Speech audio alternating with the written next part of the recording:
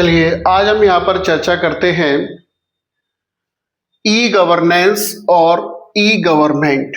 यह आईटी का तीसरा चैप्टर है। ई गवर्नेंस और ई गवर्नमेंट, इन दोनों में क्या अंतर होता है, आज इसके बारे में हम देखेंगे। तो ई गवर्नेंस क्या है? ई गवर्नेंस एक प्रकार का गवर्नमेंट और नागरिकों के बीच डायरेक्ट संबंध होता है, जिसमें गवर्नमेंट के जो अधिक्रम होते हैं, जो कार्यक्रम होते हैं, उनको नागरिक डायरेक्टली उनका उपयोग करके लाभ प्राप्त कर सकते हैं। जैसे आज के समय में जो लोग ऑफिस जाने से डरते हैं या उनके पास इतना समय नहीं है कि वो ऑफिस के चक्कर लगाएं, तो गवर्नमेंट ने ई गवर्नेंस सेवा का इस्तेमाल शुरू कर दिया है। अब ई का मतलब होता है इलेक्ट्रॉनिक और गवर्नेंस का मतलब होता है इलेक्ट्रॉनिक सरकार, यानी कि एक तरीके से देखा जाए तो ये डिजिटल गवर्नमेंट सरकार होती है। इसके द्वारा हम जैसे बिजली बिल, टेलीफोन बिल या इनकम टैक्स रिटर्न इत्यादि ऐसे बहुत सारे कार्य कर सकते हैं जो ई गवर्नेंस के माध्यम से किए जाते हैं। तो ई गवर्नेंस जो है वो हमारे लिए काफी सरल तरीके से और सुगम तरीके से नागरिक और गवर्नमेंट के मध्य एक सामंजस्य स्थापित करता है। इसमें हम और भी कई उद्देश्यों को पूर्ण करते हैं, जैसे गवर्नमेंट के उपक्रम, मान लीजिए कोई प्रमाण पत्र, जाति प्रमाण पत्र, आयकर विभाग द्वारा संबंधित कोई कार्य, इन सभी कार्यों को ई गवर्नेंस के माध्यम से किया जा सकता है। इसके कई लाभ होते हैं, जैसे सरकारी कार्यों को सरल बनाना। सरकारी जो कार्य होते हैं वो एक तरीके से सरल कार्य हो जाते हैं। दूसरा, कम से कम समय में सरकारी कार्यों को करना। और तीसरा, कम खर्च में सरकारी कार्यों को निपटाना। जो सरकारी कार्य होते हैं उनको कम से कम खर्चों में निपटाना, देश के नागरिकों को बेहतर सेवाएं प्रदान करना, सरकारी कार्यों में पारदर्शिता लाना और सरकार के प्रति लोगों का विश्वास जमाना, ये सभी कार्य ई गवर्नेंस के अंतर्गत आते हैं। अब इसके बाद हम देखेंगे ई गवर्नेंस को हम चार उपक्रम के अंतर्गत बांटते हैं। पहला उपक्रम है हमारे पास G2G।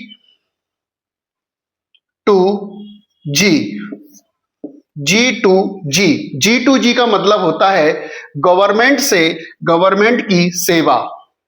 गवर्नमेंट से गवर्नमेंट की सेवा मतलब गवर्नमेंट अपने विभाग के अंतर्गत जो एक विभाग से दूसरे विभाग में जो कार्य करता है उसको बोलते हैं G2G, यानी एक गवर्नमेंट से दूसरे गवर्नमेंट की सेवा के अंतर्गत कार्य को करना।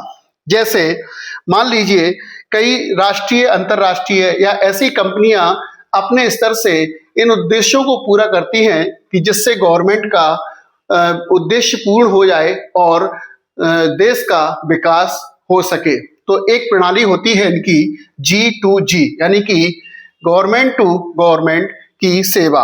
और दूसरी प्रणाली है G2C।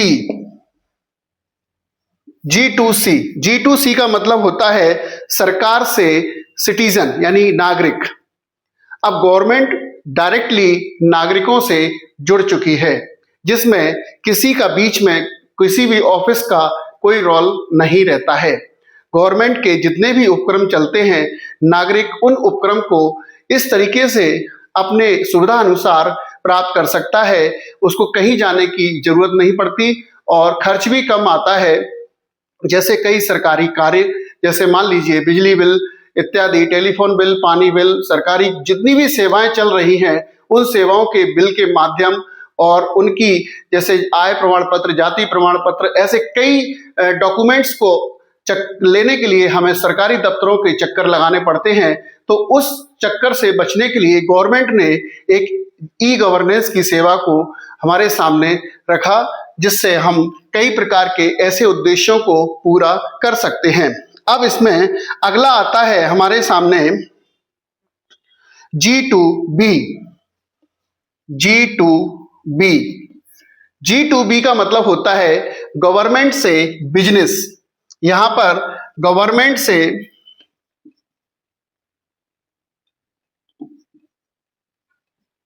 Government to government.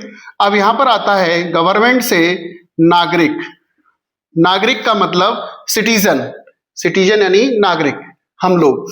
अब आता है G2B यानी गवर्नमेंट से बिजनेस। अब गवर्नमेंट से बिजनेस को डायरेक्टली जोड़ दिया गया है, जिसमें कई बिजनेसमैन, बड़े बड़े बिजनेसमैन या छोटे बिजनेसमैन गवर्नमेंट की सेवाओं का आसानी से लाभ ले सकते हैं। जैसे किसी भी सामान का आय या व्यय करना है या सेल्स और परचेस करनी है, तो उसका जो टैक्स वगैरह होता है वो गवर्नमेंट को डायरेक्टली ऑनलाइन के माध्यम से हम पे कर सकते हैं और उस सेवा का लाभ प्राप्त कर सकते हैं। बड़े बड़े बिजनेसमैन गवर्नमेंट की इन नीतियों के अनुसार बिजनेस को आज कहां से कहां तक ले गए हैं, और गवर्नमेंट की नीतियों से हमें यह फायदा हो जाता है कि गवर्नमेंट डायरेक्टली उन बिजनेस को अपना इन्वॉल्व देकर उनको प्रोत्साहन करने में मदद करती है। अब इसके बाद आता है सबसे आखिरी G2E। G2E ई का मतलब होता है एम्प्लॉय। एम्प्लॉय, एम्प्लॉय मतलब कर्मचारी, यानी गवर्नमेंट अब डायरेक्टली एम्प्लॉय से जुड़ चुका है। जो सरकारी एम्प्लॉय होते हैं गवर्नमेंट डायरेक्ट उनसे जुड़ चुकी है। जैसे मान लीजिए उनका वेतन पत्रक या जो सरकारी कर्मचारी के जो कार्य होते हैं, उनकी ड्यूटीज होती हैं, उनकी जो क्षमताएं होती हैं या उनकी सीमाएं होती है, उन क्षमताओं और सीमाओं को डायरेक्टली गवर्नमेंट अपने एम्प्लॉय से डायरेक्टली जुड़कर उनकी समस्याओं को हल कर सकता है।